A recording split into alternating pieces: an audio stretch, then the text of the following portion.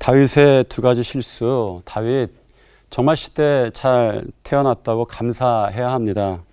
오늘 한국 사회에 태어났다면 아마 그가 재기하기 힘들었을 것 같습니다. 우리는 다윗에 대해서 너무 관대합니다. 우리는 굉장히 불공정한 잣대를 그의 죄에 대해서 그렇게 재고 있습니다. 누군가 그런 죄를 지었는데 그것이 실수다 말하는 순간에 오늘 한국 사회에서는 그 사람에 대한 외면이 시작될 것입니다. 실수 아니죠. 죄입니다. 아주 바른 말로 해서는 아주 흉악한 죄이죠. 하나님 앞에서는 인구조사가 더 악한 죄였을 것 같습니다. 왜냐하면 인구조사가 하나님 앞에서 교만이었기 때문이죠. 존 웨슬리는 이렇게 표현합니다. 하나님을 대적하는 가장 큰 인간의 본성은 무신론인데 그 무신론의 자리에는 반드시 우상숭배의 자리가 있다는 것입니다. 그리고 그 우상숭배의 가장 근원적인 것이 자기 뜻, 즉 하나님 앞에서의 교만이다 이렇게 말합니다. 그런데 세상으로 보면 죄의 질은 밧세바를 취한 것이 더 나빠 보입니다. 간음에 이어서 그 남편을 의도적으로 죽였기 때문입니다. 그런데 하나님 앞에서 그리고 세상에 대해서도 이런 치명적인 죄를 짓고도 하나님은 그를 치유하셨고 회복시키셨고 그의 인생이 참 멋있어졌습니다. 궁금해지기 시작했습니다. 왜 용서받았을까? 어떻게 용서받았을까?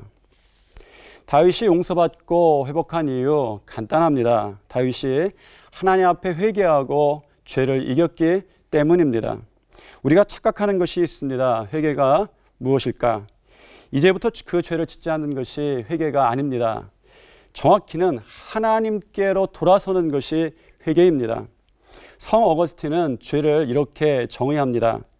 죄란 하나님으로부터 멀어지는 것이다. 아무리 하나님 가까이 있는 것 같아도 거룩한 것 같아도 그가 하나님으로부터 멀어지기 시작했다면 그는 악인의 길을 걷는 것이고 그가 아무리 멀리 떨어져 있었다고 할지라도 죄악 가운데 있었다고 할지라도 그가 방향을 돌이켜 하나님을 향해 걷기 시작했다면 그는 의인의 길을 가기 시작한 것이다. 그렇게 말할 수 있는 것이죠. 하나님께로 돌아서면 생기는 일이 있습니다. 죄를 이기는 능력입니다. 다윗뿐만 아니죠. 성경의 인물들을 한번 살펴보십시오. 공통적으로 그들에게 나타나는 것이 있습니다. 능력입니다. 우리는 능력과 재능을 좀 구분해야 할 것 같습니다. 성경에 있는 사람들은 대부분 재능이 있던 사람들은 아닌 것 같아요.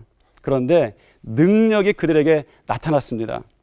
언제 능력이 나타났습니까? 하나님을 바라보며 하나님과 동행할 때 그들에게 재능을 뛰어넘는 자기가 가진 것을 뛰어넘는 그런 능력이 나타났다고 성경은 증언합니다. 죄를 이기는 재능은 없었는데 죄를 이기는 능력이 나타났습니다. 실패를 이기는 재능은 없었는데 실패를 이기는 능력이 나타났죠.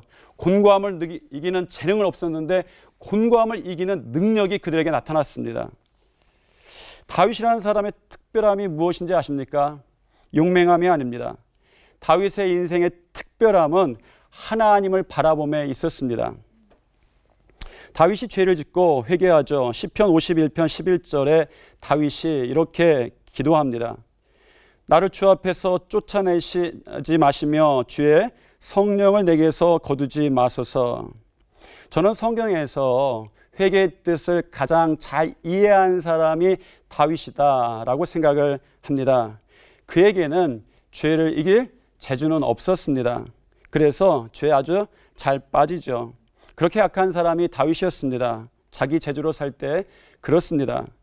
그럼 하나님을 바라볼 때 그의 재주가 늘어났는가? 그렇지는 않습니다. 그런데 하나님께서 그에게 죄를 이길 능력을 주셨습니다.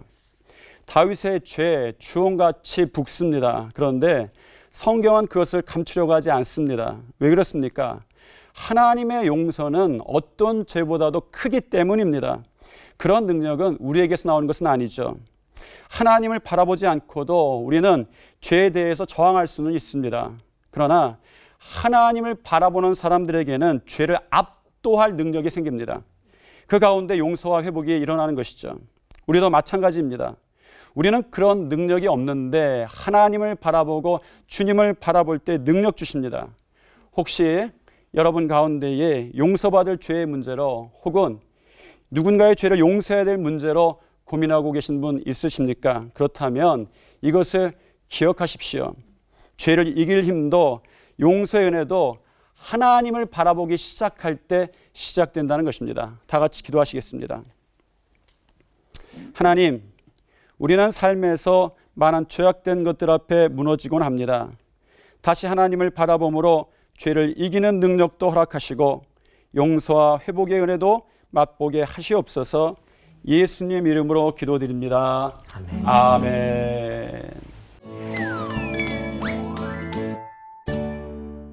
생각의 죄, 미움, 음란, 욕심도 결코 작지 않은 죄인데 혹시 그래서 죄의 경중에 따라서 큰 회개와 작은 회개가 있는 건지 궁금하고요. 그리고 또 용서도 회개의 그 크고 작음에 따라서 용서해 주시는 그 금이 좀 다른 건지, 그리고 또 몇 번까지 용서를 해주시는 건지 제가 몇 번 남았는지 좀 알아야 될 것 같거든요. 네.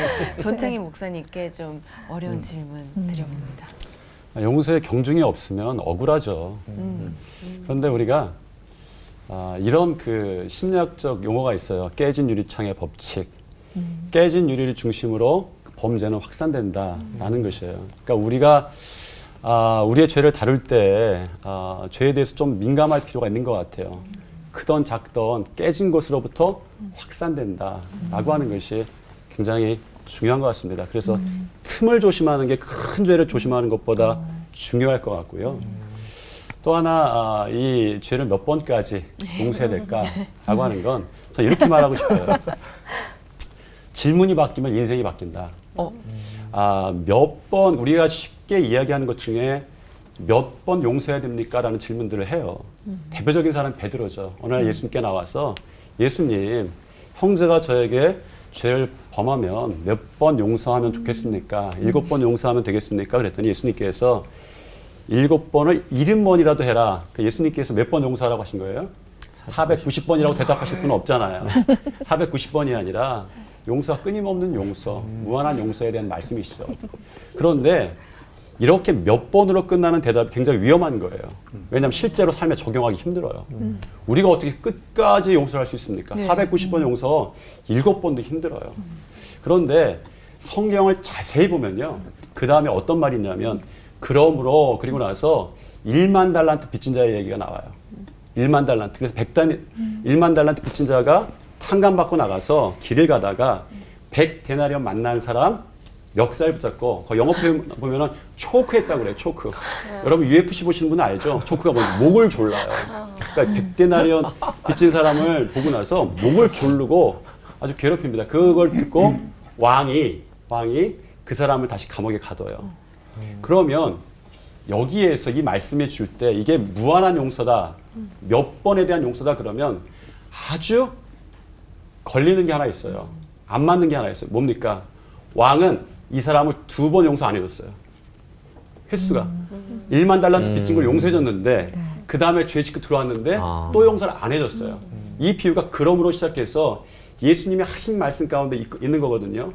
그러면 우리가 몇 번에 대한 용서를 말하기 전에 이 메시지가 주는 아주 정확한 메시지가 있어요. 뭐냐면 이 100데나리온 빚진 사람을 만나서 목을 졸랐던 사람, 이 사람에게 없는 게 하나 있어요. 1만 달란트 탕감받은 기쁨이 없어요, 이 사람한테는. 여러분 생각해 보세요. 1만 달란트는요, 수백억이라고도 하고 수천억이에요. 그런데 수백억, 수천억을 내가 지금 빚을 탕감받았는데 밖을 나갔는데 나한테 1000만 원 빚진 사람 만났어요. 여러분 같으면 어때요? 괜찮죠. 내가 지금 몇백억 탕감받았는데. 그런데 이 100데나리온에서 초크한 화가 난 사람은요, 이 속에 뭐가 없는 거예요? 1만 달란트 탕감받은 기쁨이 없어요. 저는 용서가 그거라고 생각합니다. 용서는 내 힘으로 되는 거 아니에요. 내 안에 1만 달란트 탕감받은 능력이 안 생기면 용서할 수 없어요. 그래서 용서가 사람으로부터 생기는 것이 아니라 하나님을 바라볼 때 용서가 생긴다. 이렇게 대답할 수 있는 것이죠. 그렇게 한번 대답해 보고 싶습니다.